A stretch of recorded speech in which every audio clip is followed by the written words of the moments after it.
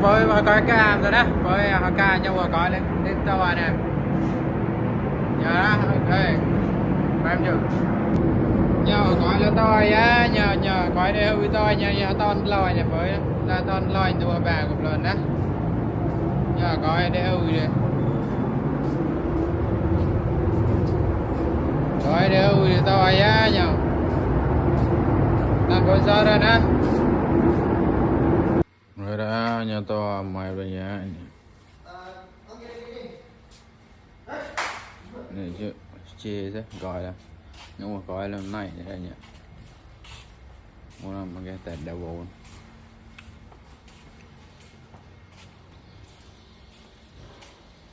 rồi á nhưng mà chê thế còn lại không